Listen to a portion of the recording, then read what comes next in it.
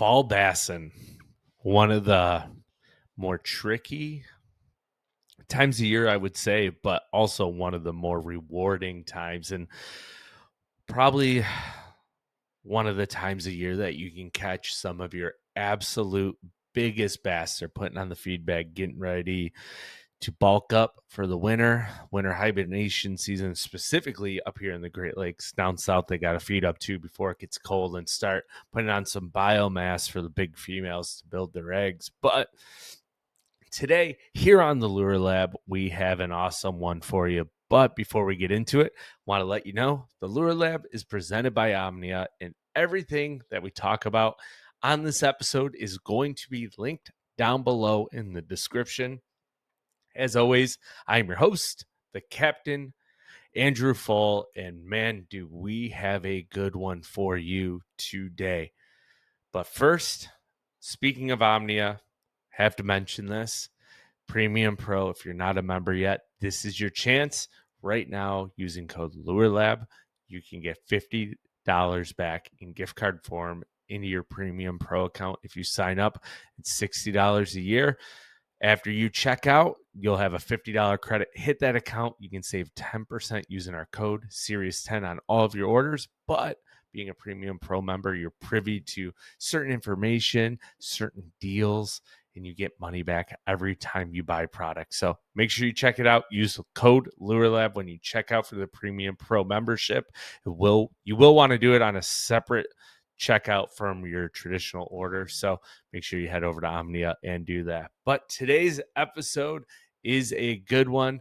We have Dylan Grubb, the extreme outdoorsman, coming on the lab for the very first time. And we're breaking down fall fishing techniques in his 3 favorite ones. And there's going to be a little bit of variety here. We've got big baits, we got fun baits, and a little bit of power fishing for you in store and why he throws them, specific baits, and his setup. So I hope you enjoyed this episode, and let's get into it.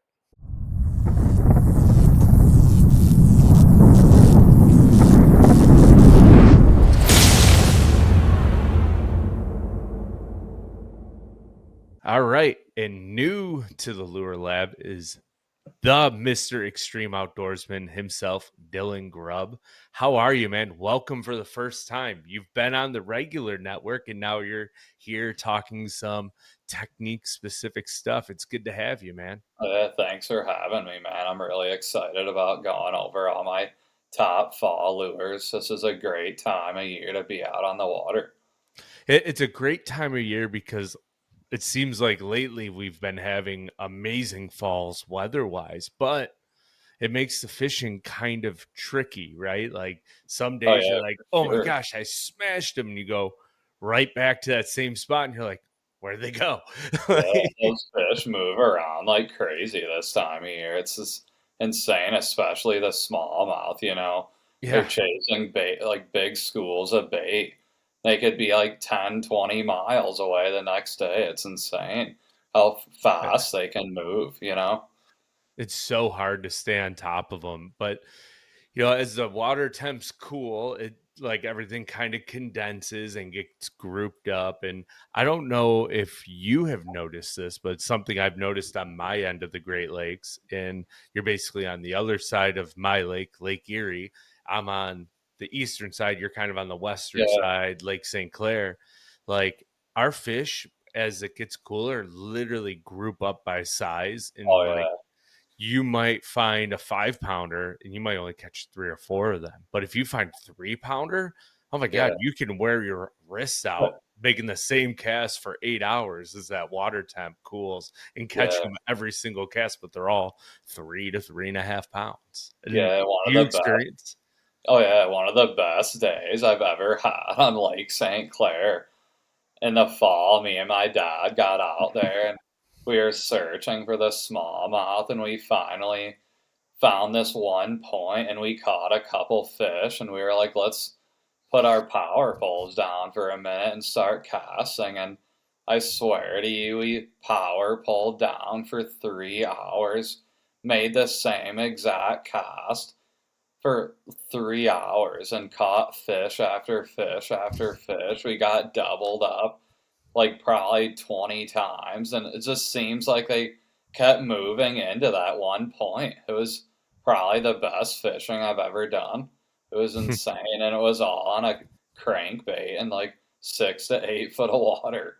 Oh my gosh, so much fun. Like Yeah, that I think there might not be a more fun way to catch a smallmouth when that water like breaks that 65-degree mark and yeah, starts dropping. And as they get more like aggressive and hungry because they know the winter is coming, yeah, like I feel like as the water dips into that upper 50s, the crankbait bite gets yeah. more intense. Not like how many you catch, but the way they eat it. Oh yeah, they But just crush it like a freight train. yeah, like That's it's just getting going here, and I had one the other day eat it, and it pushed it from behind. I swear it hit 6 feet of slack into my line, why. going into current. And when I set the hook, I'm like, "There's nothing there," because he Yeah, was almost underneath my boat, and I hit him. He bit it 20 feet away. I'm like, "What are you doing?" yeah, that's crazy. Those are the best days. I love crankbait fishing. It's I got one tied on for tomorrow. I should got a couple tied on because I'm gonna head out and go have some fun. But yeah, there's nothing better than a smallmouth bite on a Yeah. crankbait besides maybe an A rig. But Oh yeah, yeah. l- I was the, gonna talk about that as well, but I didn't yeah, bring it today. oh, that's all right. But I mean, that's what we have you here for. Like we fish very similar bodies of water. So I wanted to hear what your top three techniques and baits are for this fall time of year. So, like, I mean, I guess we can kind of get right into it, right? Like, so there's no order here. I'm assuming we're just gonna go talk about your three favorite baits and techniques. So I guess to start it off, like, what's the first one you want to chat about, Dylan? I guess I could. I've actually been doing a lot of largemouth fishing the last like month or two, just because I love chasing big green ones.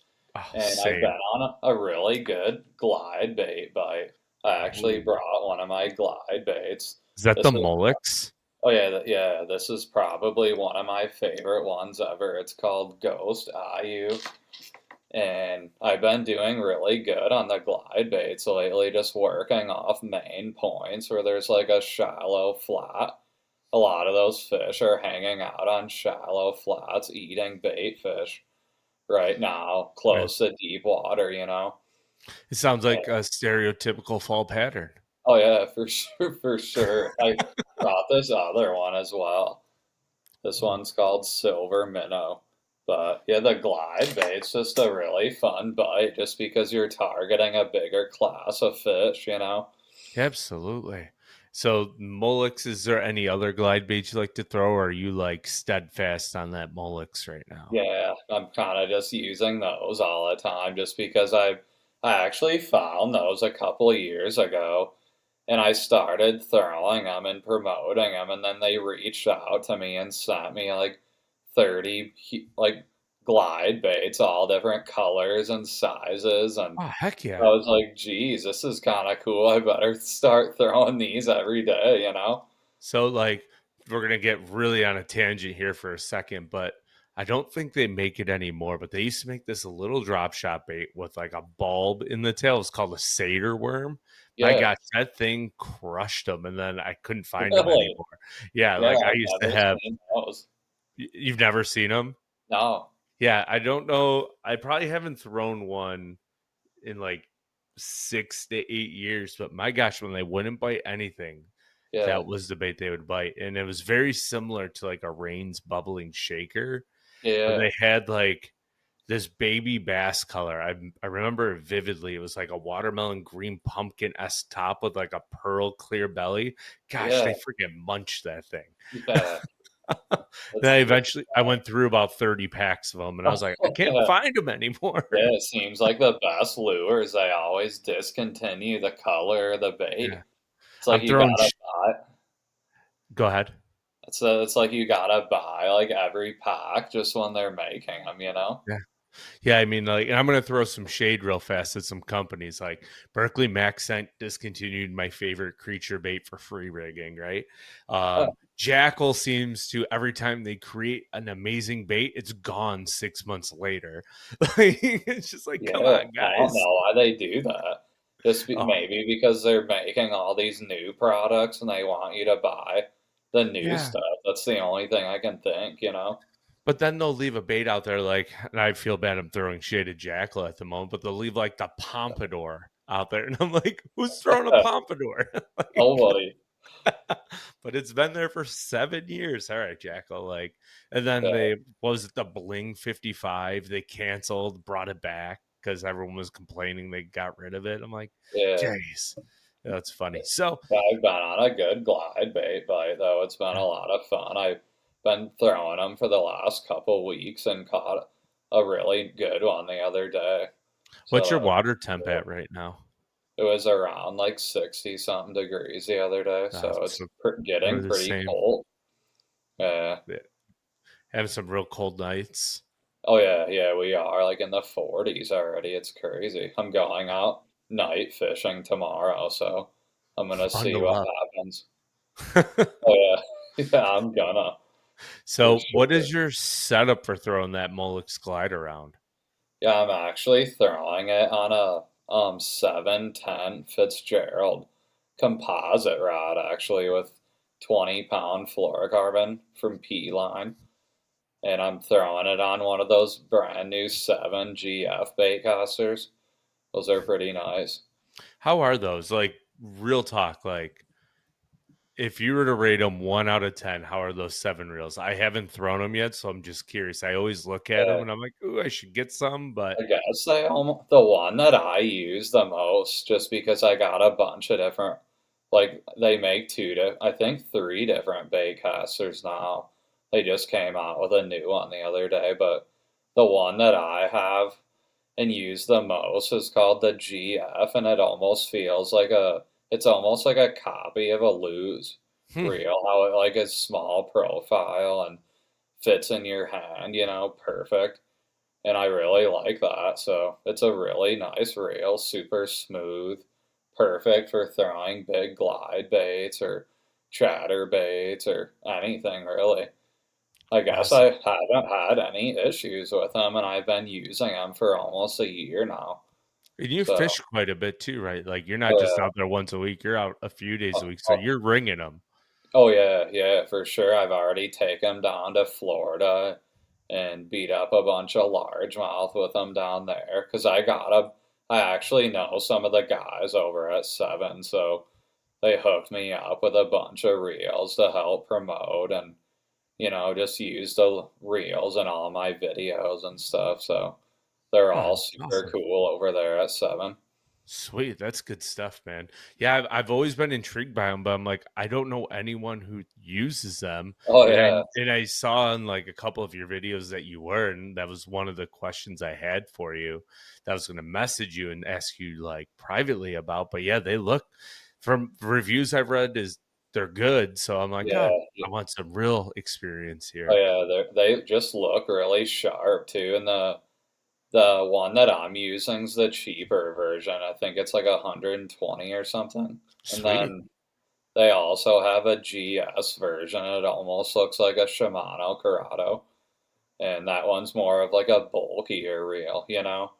Yeah. But I like the small profile ones. It feels more comfortable in the hand. Yeah. Yeah, I actually like a small profile reel because I got kind of like chunky hands, right? Like, but I feel like it fits really well with like, yeah, like when I fish like a 200 size like Corrado, I'm like, God, this feels so like weird in my hand. Oh I yeah, can't stand it. yeah, casting all day and stuff. It wears out your hands. Like everyone's like, why haven't you picked up the A rig yet? I'm like, because I don't want to deal with it. It hurts my hands. Like, Literally. it's almost that time, but I'm like, I don't want to hurt for 3 days while I'm Yeah, fishing. yeah, So me too. It's a workout chucking that all day. yeah, I'll take my crankbait with a size 100 reel with a slightly deeper spool and just Yeah, speed crank them. Way for better, way sure. lighter. So we'll digress, get off the second tangent we have been on here. But technique number 2, Dylan. I think I'm gonna have to go with a Z-Man bladed jig or the Such a good jackhammer. one. It's just honestly probably one of the best lures all year round. And in the fall, they're just all those fish are just chasing bait fish. And I guess that basically imitates a bait fish trying to get away or swimming, just casting those up around rocks or like docks or weeds or anything, really. Anywhere. Have you Yeah. gotten them to eat it on St. Clair? Oh yeah, yeah. Oh, Like I forget the one it's called. What's the one? The bluegill one. yeah. Bluegill's good. Have you, so you're throwing the jackhammer primarily. Have you Yeah. tried the tungsten Evo yet? No, not yet. You have to. So you can take the 3/8 ounce tungsten Evo and it'll run the same depth as the half ounce jackhammer because Dang. it's smaller compact. So it gets Yeah, down further in the water column. So, like, I found here in the Niagara, we have some insane current. I actually will run the half ounce tungsten Evo and I can literally grind it on the bottom in like 3 mile an hour current with a dang. half ouncer, and they just come unglued on it. So, Yeah. little tip for you. Oh Try yeah. that I'll tungsten have to one. try that. Yeah, Yeah. for sure. I usually always throw the 3/8. That's just, in my opinion, the best. Like one. I Yeah. guess I just always have more confidence with the 3/8. A half ounce always just rides on bottom and always gets stuck in all the weeds easily. You So gotta fish it a little bit quicker. yeah, for And sure. and that's the other thing with the jackhammer or bladed jigs in general I found is that every size has its own unique way it wants you to reel and fish it. And Uh, I've got so used to I fish a jackhammer way too fast. So I'm like, I just throw a half ounce all the time because I'm like chucking. I'm like, I'm oh like a yeah, little madman with it. I can't slow yeah. down. So, but I found I that's do how you that get all the giant time as bites. well. I always feel like I need to slow down because it's not even getting down to the bottom. No, you're like, stop it, stop it. So, what is your what's the trailer you like on there, and then your setup? I guess. I like the Z-Man Razor Shad. This is probably, well, depending on the year or the season. Like in the fall, I'll throw this Razor Shad if you can see that. I think that's Yep. called the deal. That Yeah. color right there. Best But smallmouth color ever made. Green oh pumpkin, yeah, I pearl really belly. like that one. Or like if like in the springtime, like summer, I'll throw a Havoc Pit Boss. That's like one of Ooh, my favorite trailers as well. And it gets imitating. clobbered Wait, did like you a just say crawfish. havoc? Yeah, How many bags do you have of havoc pit bosses a bunch. left? A Oh, bunch. not that many left. No, it's They terrible. get crushed. I'm down to like I don't know, maybe 10 bags. And I'm like, so here's a little tip, and I'm gonna really blow a load here. But like, if you Yeah, go to, I don't know if you have an Ollie's like bargain outlet. Every once in a blue moon, they'll have Havoc stuff, and I'm really. like, jackpot! I just buy the whole. Doesn't Yeah, matter what color it is. I just buy the whole bag because they're like yeah. 2.99 a bag. It seems like when you're out there, the fish don't really care about the lure. It's No. almost just the presentation. Yeah, and that It's thing's got some crazy. flanges all flapping on it. It's wild. Yeah. God, that's a I great love choice. using that on a jig as well. Oh, so good. I just if I'm fishing a pit boss, it's usually flipping it in like thick vegetation. I Oh yeah. feel like it's one of the best punching baits Oh ever yeah, made. for So sure. Yeah, I saw that video of Ike and Nelly on that lake down in Florida. I guess I'm not gonna mention the lake, but yeah, he went down there and had over 40 pounds of five fish with the Havoc pit boss. Did you see that video ever? I to be honest, I suck at watching. I don't have time to Oh watch TV or YouTube. yeah, I think I saw a clip of it and I'm yeah, like, "Oh, I'll bookmark that one to go watch it later." And you just yeah, reminded me about it. So maybe I'll put it yeah. on while I'm watching the Yeah, it's a football good. game. Yeah, whenever I go down to Florida, me and my dad go down there every year, usually. So we'll just punch Havoc Pit Bosses, the black and blue, or I think there's another like green pumpkin purple one that we like to Yeah. throw. So, Great colors. yeah, Staples. You can't beat them. So, you well, can.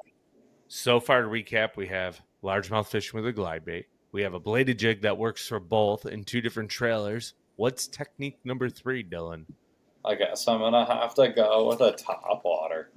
I love throwing top waters this time of year, and they work for largemouth or smallmouth. And I've been throwing this one. It's called the Rico Suave. I think you've probably seen this, haven't you? Oh, I know all about the Labino lures, Oh man. I'm a Rio yeah, Rico guy. I love poppers, and I have a bad habit of spending way too much money on high yeah, quality baits, and there's oh no yeah. better They're popper than a Rio expensive. Rico. Oh yeah, 25 bucks pop, baby. Four of them Yeah, get you $100 bill every day. they're worth it though. I was just out on St. Clair the other day. My dad came home for Labor Day just for a couple days, and we went over on the Canadian side and we're tearing them up in 20 foot of water, throwing this top water. They are coming up like wolf packs. It was crazy. It was a lot of fun. I I will not lie, and I'm not going to be like real soft or genuine. Like I'm going to be genuine but not soft about this. There is no better bite than a smallmouth on the Great Lakes on top water because Yeah. nobody does it. And Oh when it yeah. happens, it's like I don't know if you've seen like the World War II videos where they drop like the depth charges off the back of the boat, but that's like every Great Lakes smallmouth experience I have had. So Yeah. we're gonna go back in a time machine here, like probably 4 years ago. Wes Logan came up and I took him out on the Niagara River, and I was Yeah. like, I have this sneaky bite. If we get one, it's going to be an absolute giant. He caught, I don't remember if it was a 5 or a 6 pounder on top water post spawn, Dang.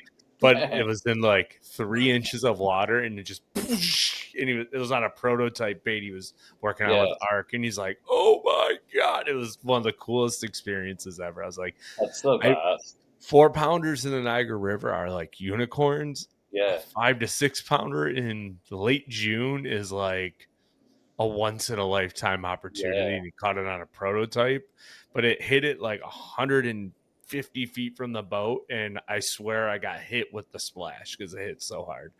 Yeah. They crush. I actually took a couple of guys out from the Guggen squad like 2 or 3 years ago.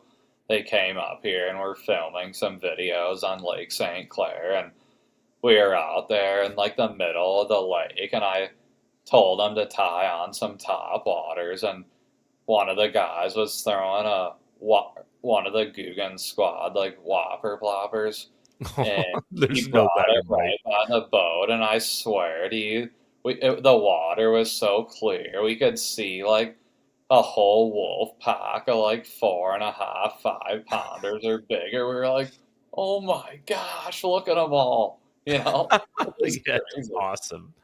Yeah, Oh my gosh. Yeah, I've had some fun days with like a whopper plopper style bait on Great Lakes smallmouth that when I yeah, tell people about them, they're like, no way. I'm like, you just have it's like such a small window on Erie that they'll come yeah, up and get it for me that I'm like, you need the perfect conditions, the perfect yeah. mayfly Perfect hatch, the wind. perfect Yeah, day. And I'm like, it happens like once every 4 to 6 years where it'll go down for like 4 days. Oh, you will catch some of the biggest smallmouth you will ever yeah, come up. And it's like on the 120 size, like Chapo, like the yeah, big one is all they want. But it's yeah. so electric. Yeah, it's a super fun bite. You can't beat a topwater smallmouth or Yeah. largemouth bite. It just makes you giggle. Yeah. Oh, yeah. It's more than a giggle. I think it's like straight belly laughs. Yeah, it is. You're getting in deep. So, like, is there any other top waters that you like to throw besides that old Rico Suave or I guess I'm not working with Guggen anymore, but I'm working with some other companies, but I still throw this lure just because I've caught probably over a few hundred or more smallmouth on this thing. you can see the This hook this rash? walking bait is just insane. It's like more bulkier too, and how it Hmm. walks. It's probably honestly one of my favorite walking baits I've ever used. I went up to northern Michigan, I think 2 years ago, and I tied that on, and it was probably one of the best topwater bites I've ever had in my life. Me and my buddy caught over 100 smallmouth. We were out there all from sunrise to sunset, and it was like overcast, a little cloudy, and they just hit top water all freaking day. It was the best day ever. Gosh, that makes me jealous. I need to come over to Michigan and do some fishing because the fishing here seems to be getting harder and harder every year. So I'm on uh, my way. you gotta come over here. Yeah, It'd one be of fun. these years I'll find a weekend to swing over. It's not far.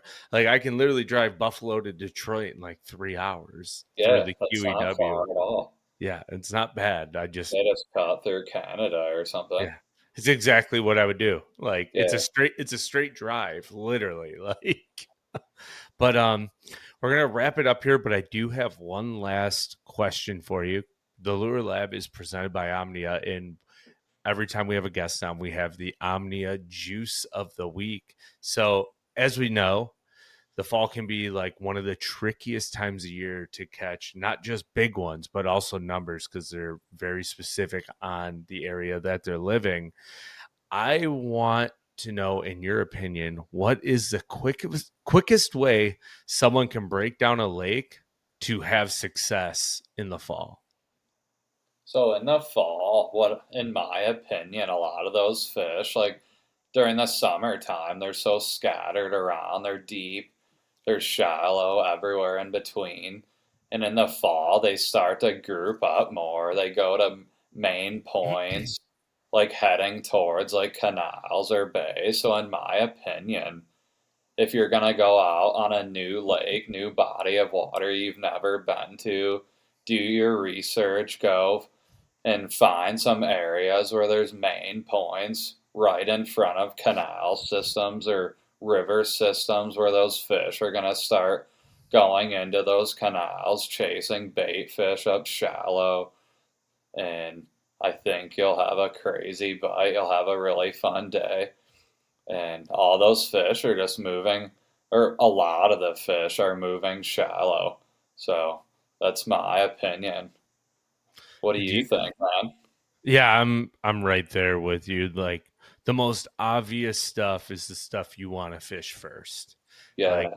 and it seems like when you figure out what the most obvious stuff is, you can have success all year round because that's where fish are. Yeah. And it's a junk fisherman's paradise. You can find fish randomly on non-traditional stuff. They're probably going to be big ones just roaming and good luck getting them to bite. But it Oh, seems yeah. like as they group up tighter, as that temp drops till it hits a certain point, that bite can be unreal. Like, Uh, and it always seems like the cutoff, right, is like after the first snow is when it gets a little bit weird. But if yeah. you hit them on that snow day, it's the best bite of the entire Oh, week. yeah. Some of the best days I've ever had on like inland lakes around my house was when it was a blizzard out and nobody's out there. Everybody puts their boats away right around Labor Day. So even now, barely anyone's out Yeah, there. But when it gets closer to winter, that can be like some of the best days from the pressure of all those storms. It just gets them eating. it's You unreal. just can't beat it. Yeah, you just got to stay warm. That's Oh, yeah. the Yeah. biggest task. Yeah, you gotta bundle up and be ready to set the hook. Yeah, and they will bite. Low pressure system, bass bite. It's just, but like if you go the day after it snows and everything starts melting, good Yeah, luck getting a bite. Like yeah, they will it's not eat. weird. It's weird. I'll tell all my buddies, I'm like, "I crushed them yesterday in that snowstorm," and they'll be like, "Let's go out," and then nothing, you know? Yeah, that's the way it goes. Especially Weird. once the water breaks like that 45 to 48-degree mark. It's like, Yeah. you better pick and choose your battles because you're gonna strike out as it continues to drop. But Yeah, man, I want to say thank you. It was a long time coming to get you on the Lure Lab here. So thank you for taking the time on relatively short notice to get you on here to record. yeah. But is there anything that you want to say or shout out here before we wrap it up and I let you go? I guess I just really appreciate you having me on here, and if you guys want to book me on Lake St. Clair, I actually just got my captain's license. So I'm pretty excited about that. I'm going to be running fall trips and probably spring trips next year. So I'm sure it's going to be not as many fall trips this year, but next spring is going to be really fun getting out on Lake St. Clair and getting all you guys on possibly your personal best smallmouth. It should be fun. Heck yeah, man. Well, congrats on that. I should have I think I mentioned it slightly at the beginning of the show. I may not have, but man, congrats again on that and best of luck. And if you have any questions, don't hesitate. I'm always here to answer some. So Thanks, man. yeah, Appreciate it. anytime. Well, thank you again, Dylan. And I hope you have a good fall and we'll chat soon, buddy. For sure. Have a good night, man. Thanks for having me on here. Yeah, thank you. Well, I hope you enjoyed that episode here on the Lure Lab with the extreme outdoorsman, Dylan Grubb.